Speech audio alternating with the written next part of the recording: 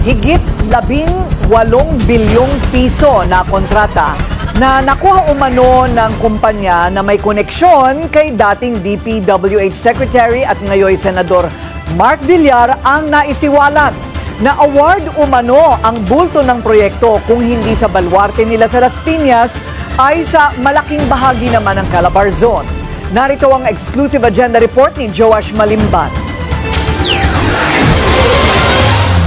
We have to push for more accountability sa mga projects. Dapat dagdagan pa yung mga measures natin para hindi na maulit yung mga substandard projects. August 19, 2025, nang magsalita si Senator Mark Villar sa Senate Blue Ribbon Committee para isulong ang pagkakaroon ng isang master plan sa flood control projects at pagpapalakas ng accountability measures sa mga proyekto ng pamahalaan.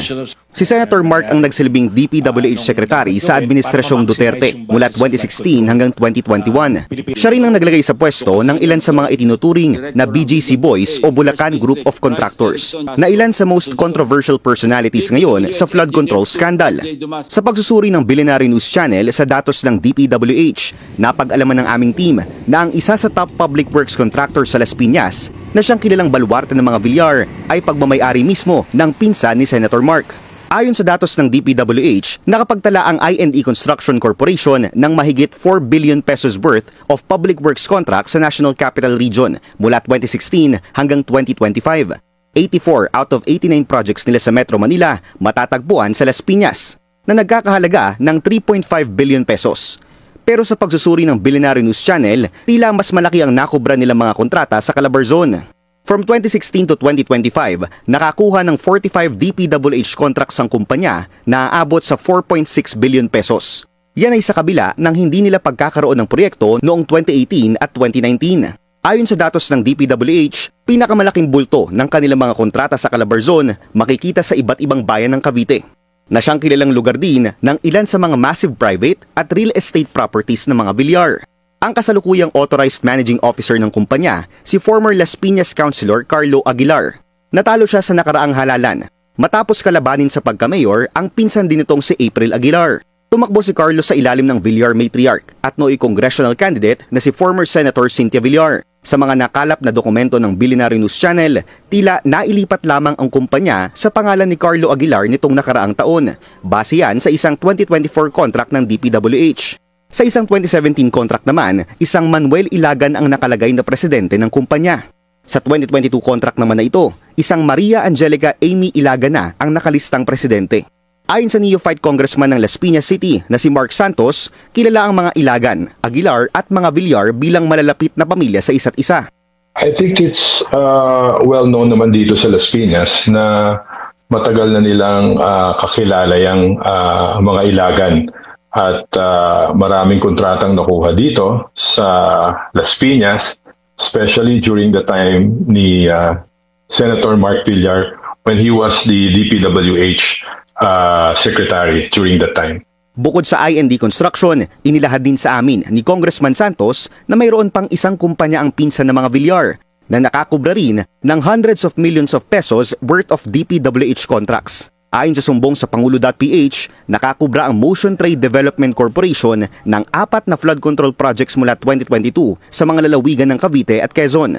Aabot ang presyo ng mga kontrata sa 390.9 million pesos.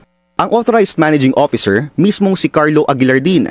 Sa pagsusuri ng Billionaire News Channel, walang kontratang hinahawakan ng Motion Trade ng mag-isa at laging may ka-joint venture.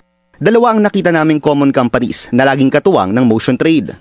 Una, ang I&E na pagmamay-ari rin ng mga Aguilar at ikalawa naman ang Omnicon Builders na pagmamay-ari ng isang Loida Dumali. Nakakita ang aming team ng dalawang kontrata ng Motion Trade at Omnicon Builders sa Las Piñas. Parehong flood control structures na nagkakahalaga ng 93.5 million at 85.9 million pesos.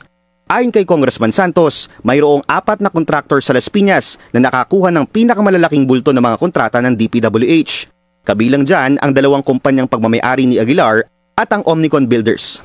Sinuri rin ng aming team ang Omnicon Builders at napag-alaman namin na halos lahat ng kontratang hawak nito matatagpuan lang din sa Las Piñas at Cavite. Kung pagbabasehan ng sumbong sa Pangulo website, nakakubra ang kumpanya ng 21 flood control projects mula 2022 na nagkakahalaga ng 1.3 billion pesos.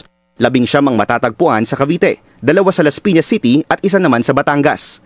Sa mas malalim na pagsisiyasat ng Billionaire News Channel, napag-alaman ng aming team na tila konektado rin sa isa pang pamilyang malapit din sa mga Villar ang nagmamay-ari ng kumpanya na si Loida Dumali. 2014 nang umattend si Dumali sa mismong birthday celebration ni late Cavite Governor Ayong Maliksi.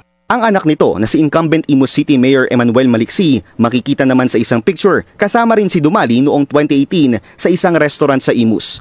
Sa pagsisiyasat ng aming team, napag-alaman namin na mismong ang oath-taking ng One Imus Legacy Team ni Mayor Maliksi noong 2019 isinagawa sa isang kilalang hotel kasama mismo si nooy Senator-elect Cynthia Villar. Sa isang 2025 post naman, dumalaw ang Diwa Party List sa pangunguna ng isang Baby Aguilar sa Imus para maghatid ng kanilang tulong sa lungsod. Hindi nakaupo ang Diwa Party List sa 20th Congress, pero mula 2010 hanggang 2019, naupo bilang representative nito ang asawa ni Senator Mark Villar na si ngayoy DSWD Undersecretary Emeline Aglipay Villar. Ang kapatid ni Yusek Emily na si Michael Aglipay naman ang humalili bilang representative ng party list. Si former Congressman Aglipay rin ang nakalagay na CEO ng Maxi Homeland and Development Incorporated, isang kumpanya na una nang inireport ng Philippine Center for Investigative Journalism na na-acquire ni Senator Mark mula pa noong 2009. Kung susumahin, aabot sa 233 projects o katumbas ng 9.8 billion pesos ang mga kontratang nakuha ng Omnicon Builders sa NCR at Calabarzon mula 2016. Pinakamalalaking bulto nito makikita sa Cavite at Las Piñas. Ayon sa datos ng DPWH, biglang lobo ang mga kontratang nahawakan ng Omnicon sa Calabarzon mula 2021. From 356 million noong 2020, naging 887 million pesos ito sa sumunod na taon. By 2024 and 2025, umaabot na sa mahigit 2 billion pesos ang mga nakukuha nitong kontrata sa rehiyon. Kung pagbabasihan ng mga datos na nakuha ng BNC, aabot sa at least 367 contracts from 2016 o katumbas ng 18.5 billion pesos ang nakubra ng umano'y Villar and Aguilar-linked companies sa loob ng mga taong naging DPWH Secretary at Senate Committee on Public Works Chairperson si Senator Mark Villar. Ilang beses sinubukan ng Billionaire News Channel na kunin ng pahayag ni Senator Mark pero hindi ito sumagot sa aming mga mensahe. Mr. Bryce Hernandez, para naman hindi naman ako masiro, gusto rin kitang tanungin. Kahit sinabi ng chairman nung isang nakaraang pagdinig na na-exasperate na sa'yo, sinabi sa'yo, incredible ka talaga. Kasi hirap mo talagang paniwalaan. Pwede mo bang bigyan kami ng estimate sa flood control projects lang, 2023 to 2025, magkano yung value ng lahat ng flood control project sa Bulacan? Sa distrito mo lang, yung first engineering district. Mabilis pong computation siguro. More or less po, kung 10 billion po yun, ang total na halaga lang po talaga nun is mga 3 billion lang po, Your Honor. Kasi yun lang po talaga yung ginagamit nating pang budget para sa construction po mismo. Sino po ang nagbanggit ka kasi ng dalawang kasama namin dito? Ibig mo sabihin, walang mga congressmen na involved? Meron po, Your Honor. Nabanggit ko na din po kanina, Your Honor. Wala kasi ako kanina. Pwede mo bang ulitin? Ang sinasabi kong involvement, yung katulad na binanggit mo sa dalawang kasama namin dito, humihingi rin ng porsyento. Opo, Your Honor. 25% po. Sino-sino sila? Si Kong Zaldi ko po. Hindi, sa Bulacan ang sinasabi ko eh. Nabanggit mo na si Zaldi kanina. Isa mismong first engineering district ng Bulacan. Your Honor, ang kausap po, ang Congress po namin doon nung 2020 to 2025, si ano po, Kong Boy Cruz. Kaya nga, sila rin ba ay ganun din ang patakaran, kumukuha rin, kagaya na sinasabi mo sa dalawang kasama namin dito? May pag-uusap po sila ni Boss Henry. Alam mo rin yung pag-uusap eh. Kasangkot ka rin eh. Magkano nga?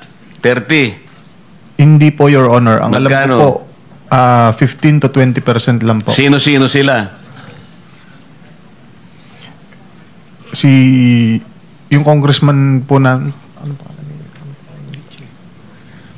Nung panahon pa yun, no 2022, si Kong Diche Pancho po, tsaka si Kung Boy Cruz po. 23, 24, 25. Sino-sino sila? Yun po sila po, Your Honor.